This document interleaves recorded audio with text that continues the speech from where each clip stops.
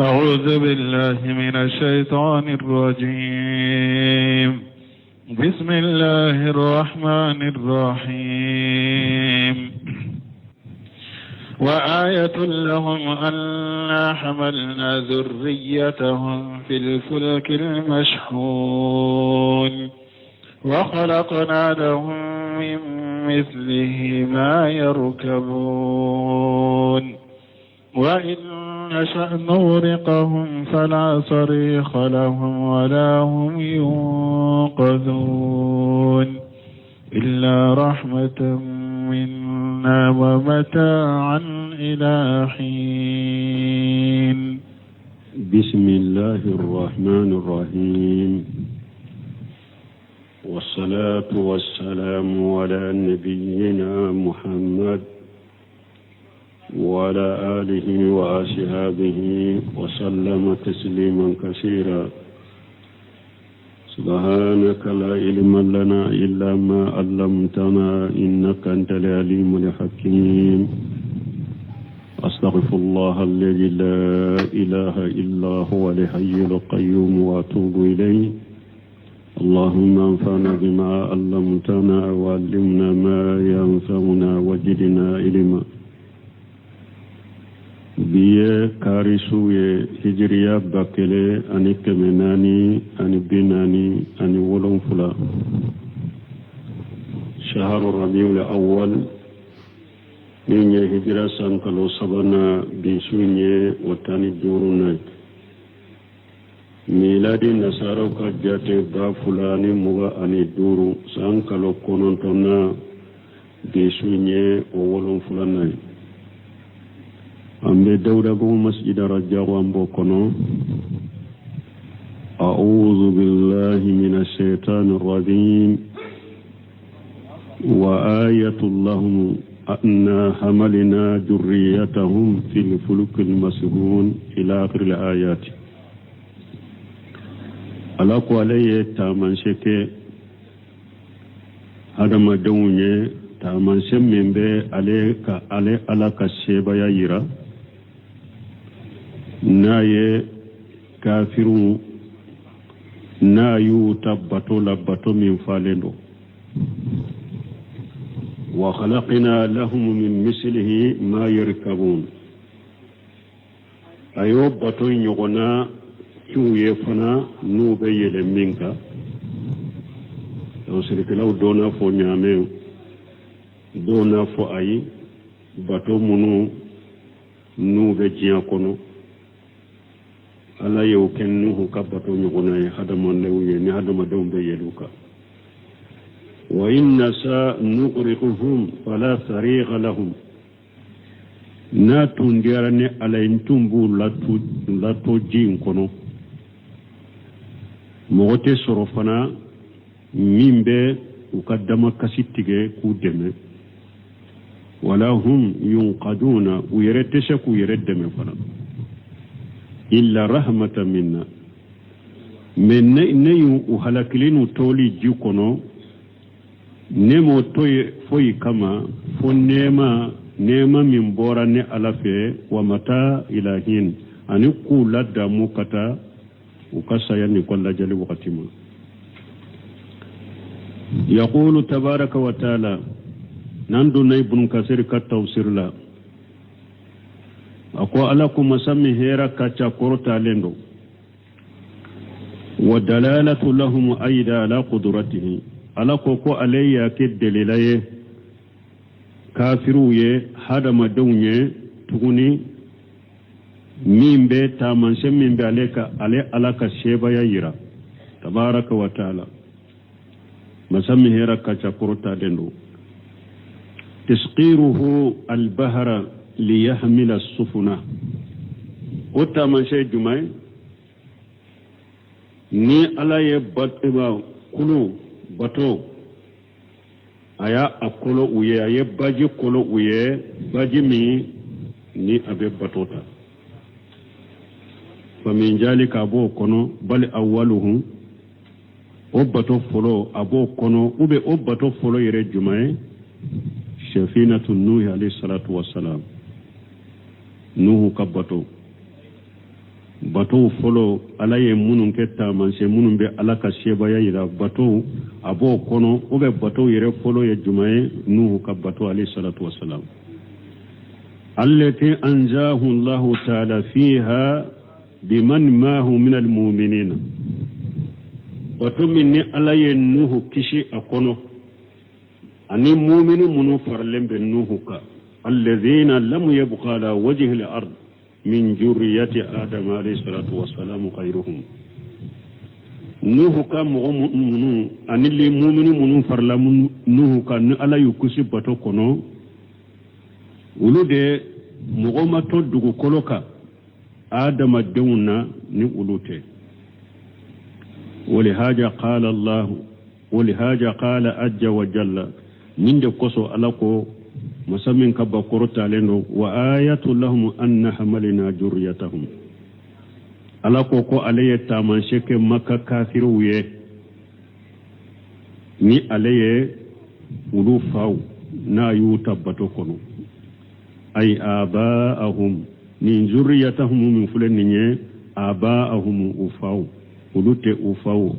ala yu tabbato la min nye munun paralentu bennuhu ka mi abdramani sadiko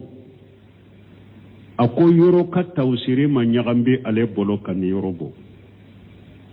niya ka tawsiri tabe kuma damado fo ala ako yoro ka tawsiri ma nyagambe ale bolo kan yorobo ako parce que qur'ana kono qur'ana kallada te ka dem wole ko ifa wa kullu tawsir kalaw ko ni zuriyatahum abaahum ufaw ako yoro tawsir mo nyagambe le bolo qur'ana kono kan yero bo ko fa yerebe kuma damado fo ala kata me tawsir kalaw ko ni zuriyatahum yo kede abaahum ay abaahum ufaw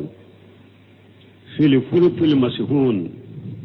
bato kono bato men falendo ay fi safinati al mamlu'ati min al amti'ati ولحيوانات بطمني أفالندو مننا أني إوا فينينمو بغو التي أمره الله تبارك وتعالى أن يحمل فيها من كل زوجين اثنين ni ala ye nuhu nyamariya masami ahera kacha korta lendo ko aka fen dan fen kelen kele noniya fula akado bato inko وقول جل وعلا وخلقنا لهم من مثله ما يركبون قال عدد من العلماء دونك باجاتو دوكو يأن من ذلك لإبلي دوكو ني على كوكو عليه باتو نيغونا داويه دوكو كو نيامي فإنها السفن البر يحملون عليها ويركبونها كومبيني دوكو كو كنا جرم فنا باتو دي نيامي كم غبوك دوني تاكا ودي لك قال عدد من العلماء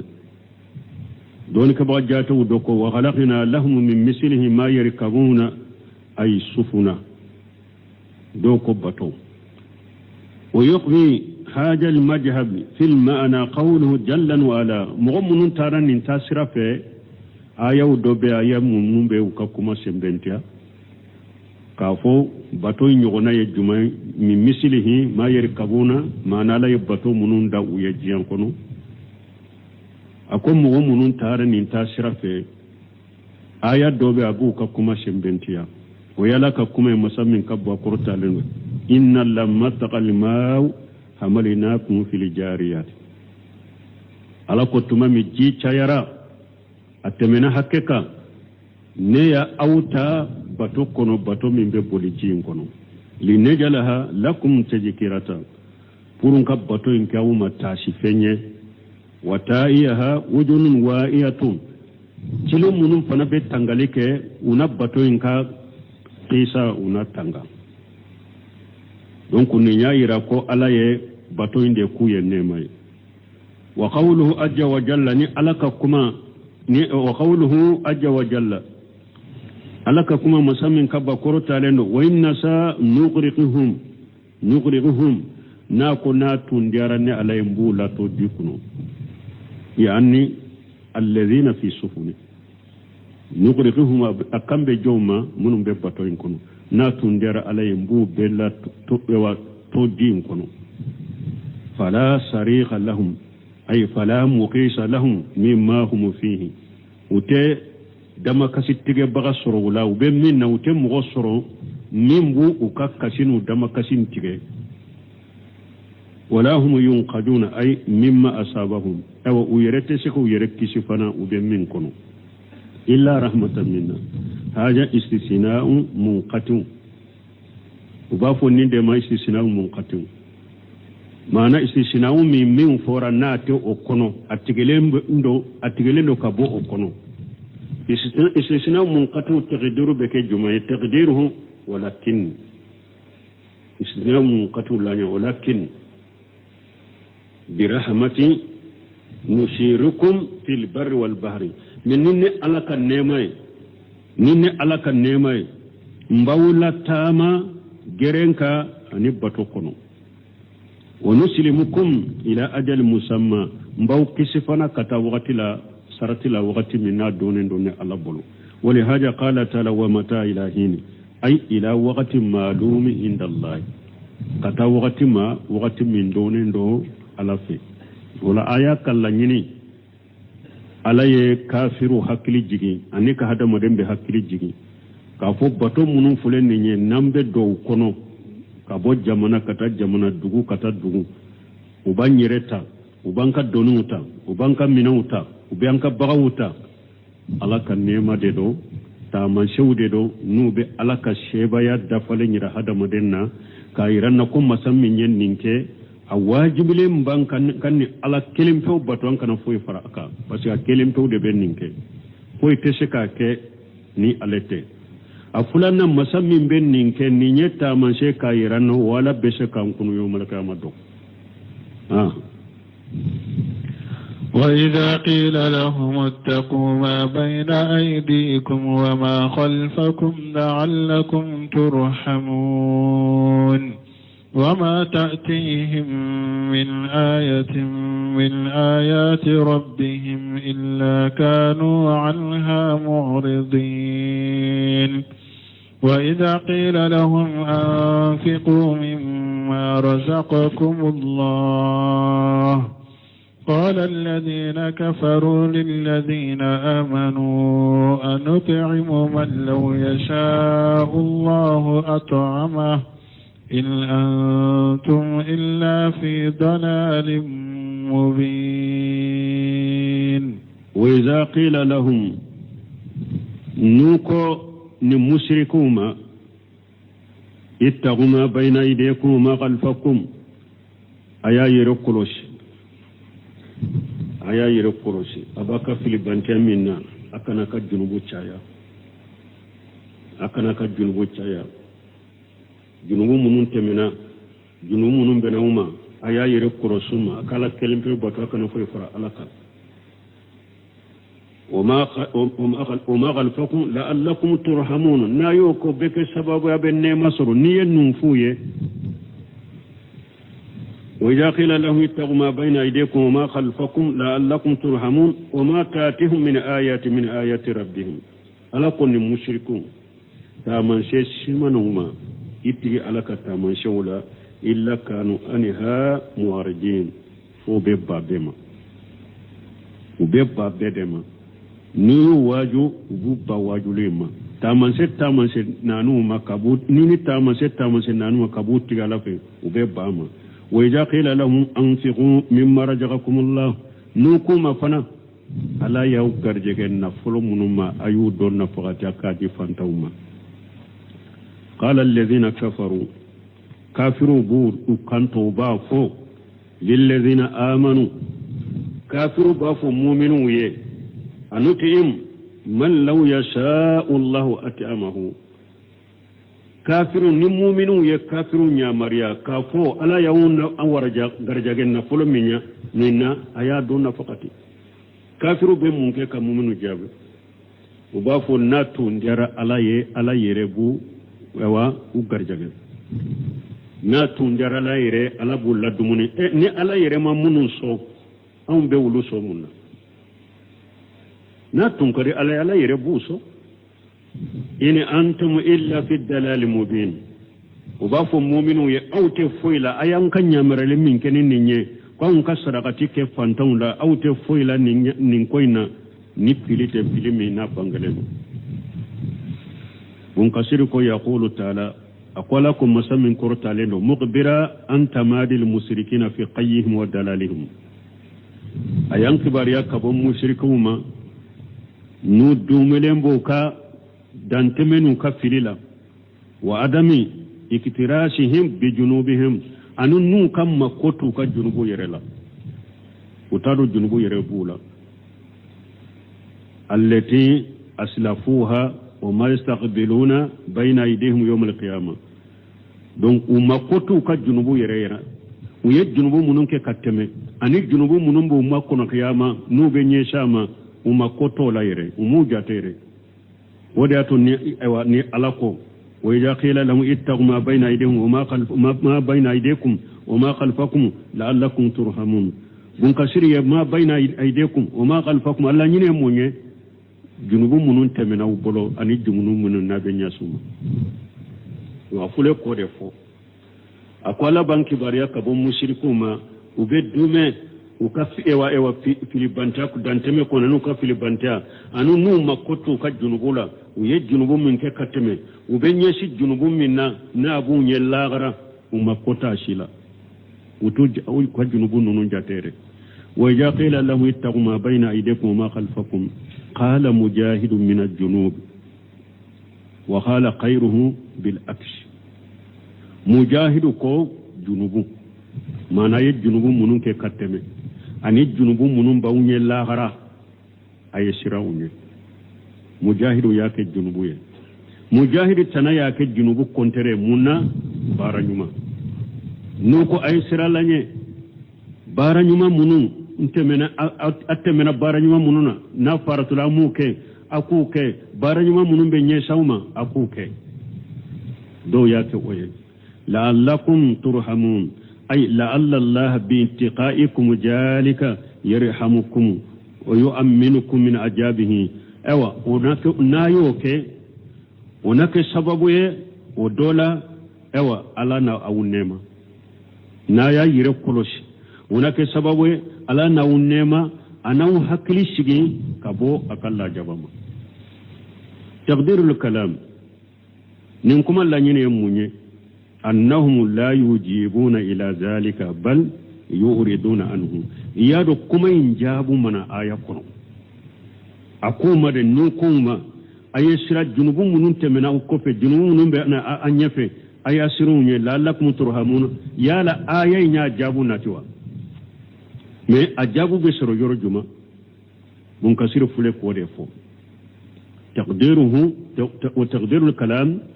kuma injabu be soro yoro mi lanyine munye annahum la yujibuna ila zalika bal yuriduna anhu niyen nufuye itujabi niyen nufuye utijabi bal ube bama de ubu kodama ubu bama waqtafa an zalika biqawli ta'ala alaye wasalike ni jabu nyenni akakuma e masamin koro talendo wama tatihim min ayati rabbihim ay ala tawhid wa sidq rusul ini aya sitena uma ini tama sitena uma munu nabe alaka tawhidi yirula ani cidon ci atigiyali na ba yirula illa kanu anha muwaridina foybe pama wala bani wode kuma injabu mana nunku mafana junubu nun tamina wunye junubu nun be awunye ayesire wunye akayire kolosunye ube ba ubi itijabu yere ube ba ikakuma imma warjina inde yowirana tawhidi kuma ne ya fuye ini aya unne tamansa unanuma munumbe alaka tawhidi yirula kachide unchiya tiga yira ula ube ba ma beba bema أي لا يتأملونها ولا يقبلونها ولا ينتفعون بها لأنه أتا جات منا يري أتا منا أتون نفا فنا ننكما نونا أتون نفا تامنسي نانوما نابي ألك التوحيد يرولا كتيرون چياتيا يرولا ube bama uta jate mina yere uta mina yere atun nafa yere awa nunkuma fana aye sira junubu munun temena wunya aye sira ukoro abe nyesi junubu na lagara aye sira ukoro utu jate mina yere utu ewa utu jate mina utu mina ewa ikakuma intu nafa wa qawluhu ajja wa jalla ni'lakum masamin korta lendo wa idha qila lahum anfiqu mimma razaqakumullah nukuma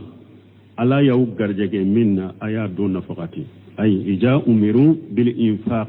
mimma razaqahumullah ala al fuqara wal mahawij min al muslimin nuyu nya mariya kafu ala yaw garjage nafulu minna aya nafaqati fantawna ani silamu ka haju tigu haji tigu munum be silamu la ani fantaw yakan nafulu nafaqatuma qala alladhina kafaru مغمن كافرين وبافو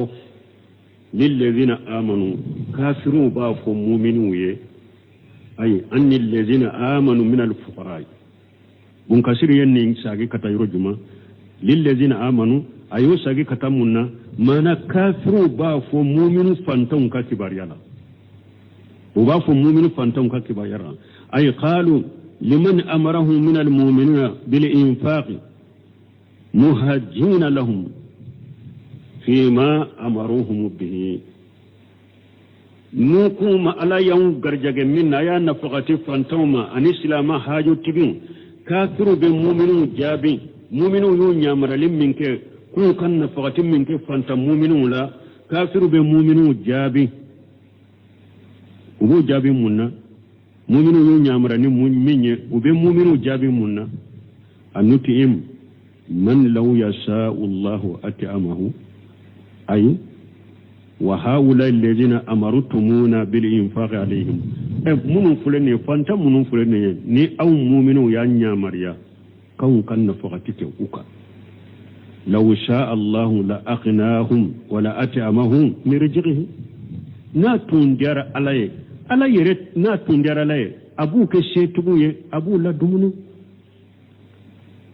فنحن نوافق ماشيئة الله تعالى فيهم أو أنفنا على يملتك كقولا على يرجعنا كاسو كميني أم بان وصدولا أنفنا تفوي دوما على يوك ميني دربنا أم بان وصدولا على ديوك فانتاي أم ده ولوسو منا na tundera ala yere abu ke setige abu la dumuni ne ala mu ke setige amu la dumuni ayere yeninde kanu ka kola am buto ala kala tige mbolo ala min kanu yam buto bolo kafiru beninde ka mu'minu jabi in antum illa fi dalal mubin ay fi amrikum lana bizalika ubafu mu'minu ya awte fuila awfule kan nyamarale min kenin ninye awte fuila ni filite filimi na bangalendo waraddu alaihim faqala lahum aw ya araddukuka hukuma in antum illa fi dalal mubin دون ينكم سبير جمع أي في أمركم بذلك قال ابن جرير قال ويحتمل أن يكون من قول الله عز وجل للكفار حين ناجر المؤمنين وردوا عليهم يا رب كثير بكم التفسير يلا نيني فلا دفو نكم لا لا نيني فلا أفلا كورفو نكم لا mana in antum illa fi dalal mubin la nyini folo kafirun nunun de nin fo mu'minu ye aw mu'minu ayaw nyamara ni minye ko an ka fantan so ate foila ni filite filimin bangalen ni nye folo fulana koy bunjeriri ko abese katafana tuma mi kafiru ye nin fo ala ye araduko kafiruka tuma mi kafiru ko ewa ni atunjara ala yerebu la dumuni ewa ni ala yeremu la dumuni ala yuto chogomi an fana bu to chogola o chogola tuma mi kafiru yen ninfo ala ye araduke kafiruka ala ko kafiru ma in antum illa fi dalal mubin ako awte foila aka kuma foli min fulani nya ate foila ni na ni filite filimi bangalelo bunjere ko la nyene be seka ken nin fanay o fi haja najiru mais ibn kasir konni korosili bennan ko sobe sikani korosili benninna donc mi ntilelen do folo inde do kafiru de ye kuma yin jaabi mu'minu la wallahu alam ويقولون متى هذا الوعد إن كنتم صادقين ما ينظرون إلا صيحة واحدة تأخذهم وهم يخصمون فلا يستطيعون توصية ولا إلى أهلهم يرجعون alaban kibariya kafiru ma nube qiyama jolini keli jana wa yaquluna kafiru ba'fu mata hajal wadu in kuntum sadiqin mu'minu aw billahi dum minka kafu awnye kunnan sara ko qiyama alaban kunu abeke wakati juma na yaci atiwure abeke wakati juma ma yanzuruna illa sayhatan wahidatan ala ko kafiru te foyi makono fo malikiya perekan kele mana buru israfil ka finyeli burura ute foyi kono ni ote ta'khuduhum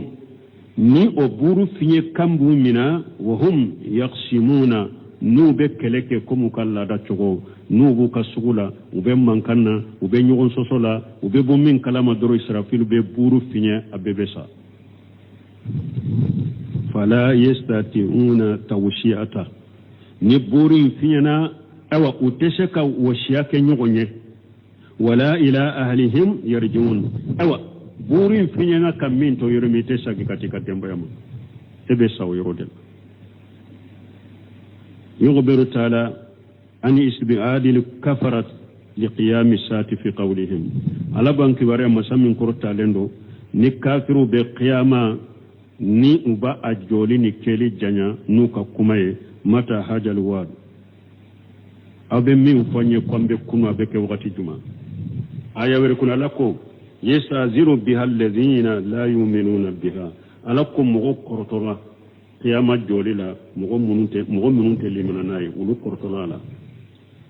qala allah wa jalla alako aya were kuno masamin kabba korta lendo وما ينظرون إلا سيحة واحدة تأخذهم وهم يقسمون ألقوا ما ينظرون أكوت فويكونو إلا سيحة واحدة فبور في كله تأخذهم وبور في كله بومنا وهم يقسمون وبكى ككلك كان يغصصوا أي ما ينتظرون إلا سيحة واحدة سيئة واحدة وهذه والله أعلم نفقة الفجر بنكسر كون نشيئة واحدة الله أعلم كون مندو كون نفقة الفجر بورك في نيلم من بيت جاتيكي ويدي أنكو بنكسر أبالي بولو بورو بفيني سينا سباري بس أنكو دونكرو كان يوم سوسو بالا دونكو بورو بفيني سينا سباري doko buri mbe finye sinya fulade munun ko sinya saba finyeli folo dan fembe jabe tike finyeli fulana bebe sa sabana bebe kunu bunkasir bode kan wodi yato ayen ninke faja me mi sa halende bunun bazi nonu nye min la sahaka keneya buru be finye sinya fulade finyeli folo wode jatige ni sale ni buru finyeni furo dan fembe jabe tiga bebe sa ni finyeni fulana kera bebe boka jokia makeneka yunfagu fi suri nafqatul fazai aleko kolla nyini Allah alam ko finyeni mimbe buru finyeni mimbe jaw tige ko dedo ko finyeni beke buru la nafqatul fazai awa minye hadama dembe jabe tige ينفق في سور نفقة الفجر والناس في أسواقهم ومآئسهم يقتسمون ويتساجرون على عادتهم نبور فينا وفينا من بي جاوتك وباصر مغوبو كسغولا وبو كبالو ينولا وبو ككللا وبو كنيغون سوسولا ku kalla da cogo mo be sugula cogo mi wa bainahum kadhalika id amara Allah azza wa jalla Israfila fanafaqa fi suri nafqata yutawwiluha wa yamudduha ku tola doro Israfil be finyeli ke burula finyeli mi aba janya kasama fala yabgha ahadu ala wajhi al-ard ni o finyeli kera mo site to dugu koloka illa asgha litan wa rafa lita wa hiya safwatu unuqi yastama as-sawta min qibali as-samai ni o yo finyeli mu linta kure munye ka ubu kande jenge kata ku tilokta kata sanfete kalamelike kasage ku kanjenge kero doina ku tilota kata sanfe kal e lamelike turu ukakaime kaime mbake kabo summa yusagu almawjuduna min an-nas ila mahsar alqiyamati bin nar wakofe mu'minun be a wakati tasuma be bege kata qiyama keneka tuhitu bihim min jawanibihim tasuma ngu anturenu ka fambede fala yastati'una tawshiyata ay alama yamlukunahu al-amru ahammu min jalika bonin koin tumu kate uteseka washaka nyugo nyetuguni parce que koin hamminindo katuma konka gelewma koin ka giri oma hammilendo katame oka uteseka nyugo nyamaria uteseka washaka nyugo nye wala ila ahlihim yarjiun وتساقي كتوك الدموية مفانا وقد وردت ها هنا آثار وحديث ذكرناها في موضع آخر بن كثير كو أكو أوسيبو كما تشاما آثارو تامان نانا كريسا تامان نانا نمكو ينفولي لكو عليو فويروره مانا بورو ينفينيلي مغو بي جاتيك چوغمي مغو بي سا چوغمي فينيلي سبانا مغو بي كونو چوغمي sego ka kuma chaman nana la harisa chaman nana la ko ale yufo yorowere summa yakunu bada haja nafqatu sa'iq akon nafqatu al-fajr ni okera nafqatu sa'iq obeke okofe min te fulana sawa mimbe ewa bekri allati tamutu biha al-ahya'u kulluhum ma hadda li hayyul qayyum ni nafqatu sa'iqa no fana kera wode be ke sababu ni ma fembe besa o ala masan nyana malene bada na jolembe ni dan fembe ye o doronde be to suna be besa o ye fulanay summa bada zalika nafqatu albas o kofe kununi o finyeli beke mo be kunu wala nko abe bunkasir bolo finyeli u ye sabade finyeli folo be jabetike fulanna bebe sa sabanna bebe kunu me kuma sahale finyeli nye fulade ni folo kera be jabetike bebe sa ni fulanna kera bebe kunu ka jo qiyama keneka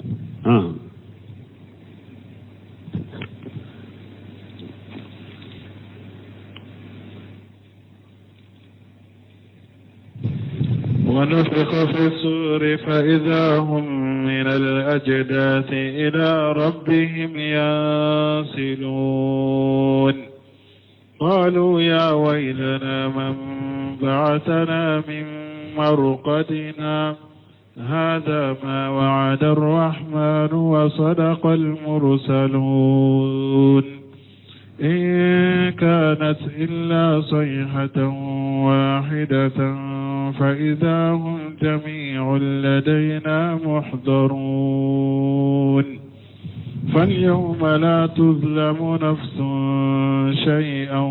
ولا تجزون إلا ما كنتم تعملون ونفق في سور وكفى إسرافيل بفنيلك بورولا ابن كثير بولو يفنيلي سبانا ما أنكو كما سهلنا فنيلي فلنا فيجاهوا من الأجداث إلى ربهم ينسلون ni o finyeli kera finyeli min be hada maden kunu no kera hada maden kelenkele bi yere soro o be bo o ka kaburu kono no be teleya kana o tigi alama qiyama keneka qalu ya waylana o yoroi kafiru bafo halaki bande yesa man ba sana min marakadina antum be sinogo minna jonyankunu kambonka sinogo la ye kafiriye kafir bella jaba ka kaburu kono metuma mi ajora qiyama kene ka ye qiyama la jaba ye chogomi kaburu ta keram abolo sinogo qiyama la jaba poro kaburu kala jaba ta kera abolo sinogo qiyama kala jaba poro ko jonyankunu kabonka sinogo la haja ma wa'd rahman aw antigi ala yallahidu min fanya rahmanu yallahidu min fanya ko aban kuno de fuleni wa sadaqa lil mursalun ciidaw nya cinya fode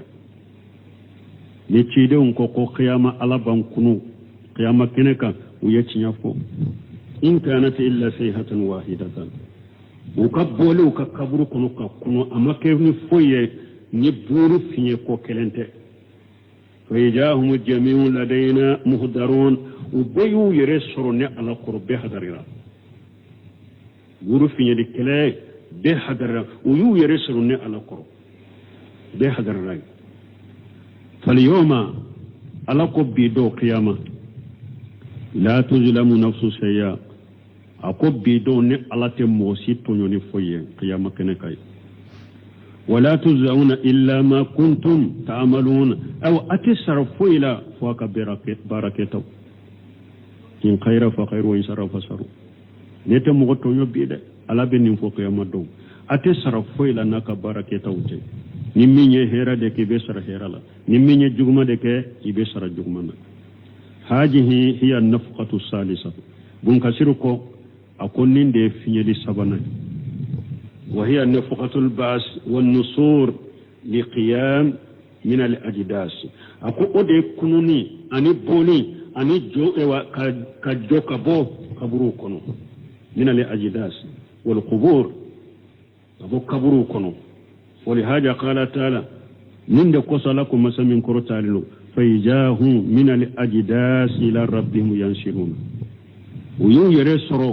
كبو كبرو كنو نوب التليا كان ألمان والنسلان هو المشي الشريف نسلان يموني كتامني تليا كتامني سين تليا لندو كما قال تعالى قمنا لكم مسمين كرتالندو يوم يخرجون من الأجداس شراء أقول يوم القيامة دو وبيبو كبرو كنو تليا ري ولمودي أتوتمام يشيخ صالح فوزان ينكا المنتقى فتاوى شيخ صالح فوزان كافو قرآن التوسير ولا قرآن التوسير جمان كني أكو توسير بنكسير أكو بس بنكسير فلده توسير القرآن بالقرآن أبي قرآن التوسير ني قرآن ده فلو ني أمو سرو أبي قرآن التوسير ني شيدن كحديثاي نا ما سرو أبي قرآن التوسير ني سيبون التابعون ككموه نا مو سرو arabu ka kanna wuye min koroke minye abe qur'ana tafsir no ako tafsir nyuma ya lede awa alede be sunna mo ka aqida ka fana aka tafsir be sunna mo ka aqida ka tafsir bun kasir tafsir bagawi nunun de be sunna mo ka aqida ka tafsir sa'din nunun be sunna mo ka tafsir ka aqida de ka uya nyin ka jalalaini no ako tafsir mun kasuru adurusiri kannogo afamul kannogo ewa kalandem bolo me muskilay munye mogo fulam mi nyew tawsiri dila u bebe ala ashara de ka ali tawilu de do min ba kala kasro ibe ewa aqida do o yorola ala kam man kutu yoro be tawilu ke jalalil mahalla wa jalali suwiti nunu fula de kitabu ajalalil mahalla o folo de kitabu tawsirin dila ale fatura madafa jalali suwiti o ya dafa o de atu kama jalalain min fula betumba ali ashara ka aqida de ka muskila bala tawilu yorola me bunkasiri ale be sunna mo ka aqida de ka ani bagawi ani abdurrahman sadi nunu ka tawsirulu kani alle be qur'ana tawsirin qur'ana de wori ato ya ako yansiluna kore munye teleyari ako ala ko aya wore kono yawma yukhrajuna min al ajdasi shira ako yawma al qiyamah do be do bo kaburu kono teleyare من الأجداث شراء كأنهم إلى نصب يوفدون أبكم الناي فندو جو نابي نيغون دا كتاما أبي بولي كتا ناي فندو anka ñogonda ni mogo min folo seranima na be boli katoma doro cogomi ka ñogonda katama cogomi awa mogo be bo kaburu kono ka teliya kana alamo cogodela qalu ya waylana man basana min maraqadina yere ba fo halaki banye jonya an kunu kabonka sinogola ya anuna quburahum ukalla nyinu kambu ka kaburu dema allati kanu ya'taqiduna fi dari dunya annahum la yubasuna minha kafiru tumbe jiya kono atumbe ubolo ukadusukun kono ko ulute kunu kabo kaburu mununa de ukambo kaburu de la ko ukambo kaburu de ma donye an kunu kabo anka kaburu la falamma ayanu ma kajabu bi fi mahsarihim tumamu yefenyu nyana qiyama keneka uyemmin galon tigaya uyaye nyana qiyama keneka qalu ya waylana ko halaki bande sa man ba'asana min marahadina donye an kunu kabwanka sinugola wa haja la yanfi ajabuhum fi quburihim bun kasiru kon nin tayira ku tuntella jabo ka kaburu kono de ku tumbe sinugode tuntella jabai akon nin toyira de ka fu tumbe e wa kaburu kono utuntella o toyira de li annahu bi nisbati ila ma badahu fi shiddati ka urqadi parce que kaburu kono na fule la jaba min be kaburu ko fe no ka jugu kaburu tay kaburu tabe ko koro sinugode kaburu ta ubeke qiyamah ta koro sinugode wodi ato ko Usman ibn Affan ni ale jora kaburu kunna doro abe kashifo bombo shi benyigi ko man ni ebe qur'ana kala ube ni ban hakilje qur'ana na ite kashi me ni e jora kaburu kunna doro ebe kashi akwal khabru awwalu manajil al akhirah ako kaburu fule hada maden kala gara so folo yo ode Usman ibn Affan ako kaburu kono na fule na nyana ibolo nimba akofe ni kaburu kono na no yaraye nimbo okofe okano ko kaburu kono na me ni kaburu kono na gele yara ibolo nimbo okofe okagele kateme kaburu kono na kaburu kono hufratu min hufarin nar aw rawdatu min riyadil janna kaburu kono nan nake hada madena tasuma dingay ube anakima arjanna na gufuru wuyemmi nyek yama keneka kaburu janga kata kera ukoro ubolo sinugoy ko donyan kunu kambonka sinugola qala adadu min al ulama yanamuna nawmata qabla al bas doni ke ba jata do fana ko sanu ko kunu ube sinugo fitini do de ke qala qatadatu wajalika baina nafqatayn aw qatadatu ko o sinugo fitini mbeke wakati juma guru finya fulay ne nyugonje afinye ko fulay ne nyugonje falijalika yaquluna wode koso bafu man basana min maraqadina fa idha qalu zalika ajabahum almu'minuna nikafiru yannin fo mushriku yannin fo mu'minu bu jabi qalahu khayru wahid min as-salaf mogo yannin fo har mogo kelente salafula ka fo kuma min betugunni na ko mu'minu de kafiru jabi waye jumay haja ma wa'ada rahmanu wa saddaqa al-mursalun mu'minu de kafiru jabi ninna awa ko kafiru ma tamam kafiru ko halaki bawde yasa donye an kunu kambo an kasinogola mu'minu kuma awa ko antigi ala rahmanu yallahi dun mi go nyani minye o de fulani ni ci de mu yeccinya fo no ko ambe kunu yeccinya fo wa qala li hasanu inma yujihu bi jalika al malaikatu al hasanu ko malikawu de be kafiru jabin kumala wala munafata ijja al jamu mumkinu wallahu alam bun kasir ko kuma fulante nyogongole parce que kuma fulan be sega fara nyogonga mana ube fara nyogonga chokodi mu'minu ba fuye ka ewa malikawu ba fuye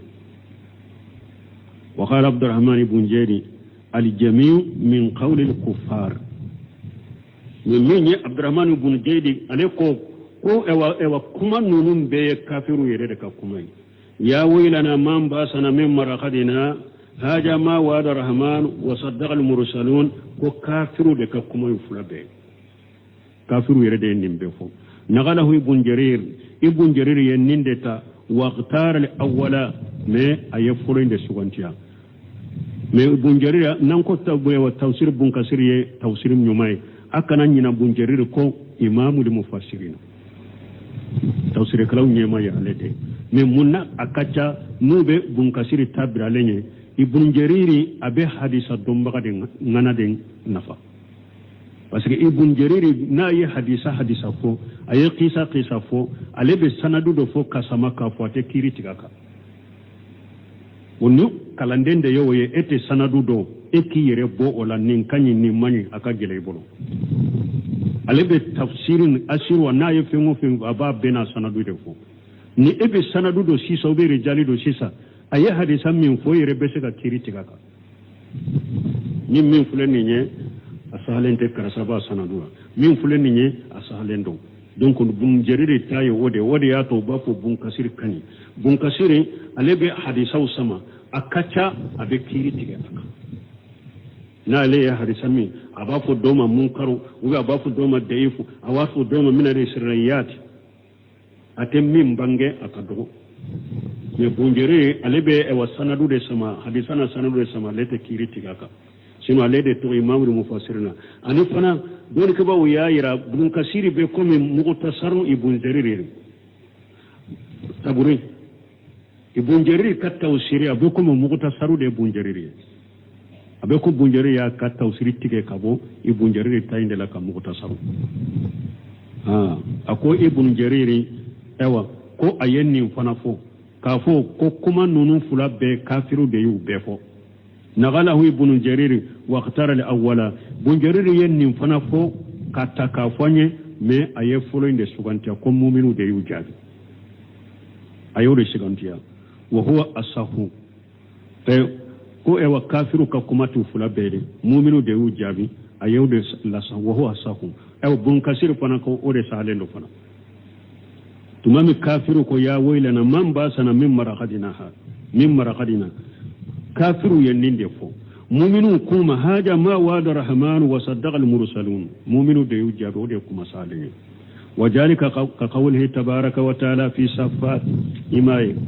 nabe ni aya fonake ambe minna ka tawsiri akunni be ko ni alako masamin korta leno safati kono wa khalu ya waylana haja yawmul fasl alladhi kuntum bihi tukajibun safati kono وقالوا وكو يا ويلنا هاجا يوم الدين وكو حلقي بأن ديسا نيني اوا سرالي دوندي هاجا يوم الفصل نيني فرم فصل دوندي الذي كنتم تكذبون دمي ناوتم باغلون دغيا هاجا يوم الفصل الذي كنتم تكذبون نيمبك جونكا كوميسا مؤمنون كوما هاجا يوم الفصل يي فران فرانشيا دوندي كنتم به تكذبون او تمبه دومين غالون تيغا يودي فولن نيا سمبن تايره دوني كافرو جابي سيسا مؤمنون وقال الله عز وجل ويوم تقوم الساعه alakum masammin kabba korota lendo akodum ni qiyama bejo yuqsimu lil mujrimun tinyali kilaw bekkali ma labisu ghayra saat uba fuluma fuike jian kono ni eri kelente kajalika kanu yufakun ala ku fleka galontige qiyama kene ka chogomide awa kuto jian kono tumbe nin galontige dela wa qala alladhina utul ilma wal imana iman nim fanaye aw mogo ko doni dira munuma limaniya dira munuma la gari labistum fi kitabillahi ila yawmil bas ukaka kununu tubariya umena alaka kitabu kono de kata fuqiyama donna ala ya akakununi sabe langulu mafujula amena ko ewa fukata qiyama do o sabira kamede fahaya yawmul bas ewa ninde saka kunu donye walakinnakum kuntum la ta'lamun me awtun te ninde do donc ni nya sabati sisa mu'minu de jabi hari aya min bambolo wa qawlu ta'ala ni alakum masamin koro talendo in kanat illa sayhatan wahidatan فإجاهم جميع لدينا مهدرون كقول عز وجل من فنبكم علككما فإنما هي ججرة واحدة علكو أو ككنوني ويبور في يكو كلندو فإجاهم بساهرة أو باير سرو دوكولوكو كنكا abe awu yere soro du koroko kanaka abe bo kaburu kono wa qala ta'ala alakum masamin korotaleno wama amru sa'ati alako qiyamah jolite foye illa kalamhu albasar aw huwa aqrab abikum nyatuguna yele uba kasuro yere jiya ka wuli qiyamah kajo akatele ala bolo komi nyatuguna yele uba akasuro yere wa qala lakum yawma yad'ukum fatastajibuna bihamdihi alako donde do qiyamah donye donde domini ala bawole abebe ala jabi fana ni ala tanuni wa tazunnuna illa bisitum illa khalila aw yere ba dankani ko aw ma aba jigi ka dankani ko ma foy ke jenkunu ni wakati kunkuru ni te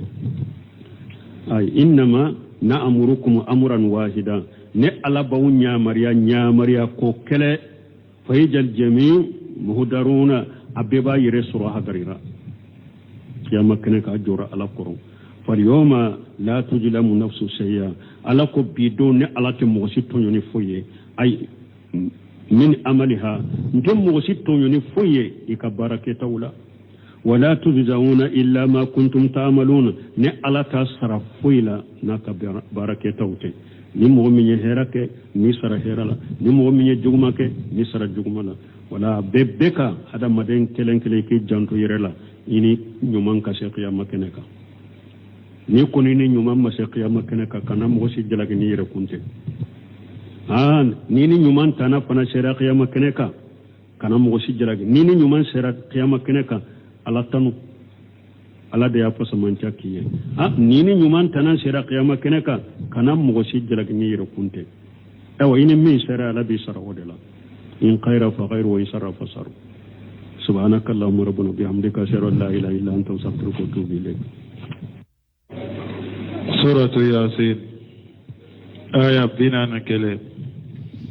أعوذ بالله من الشيطان الرجيم بسم الله الرحمن الرحيم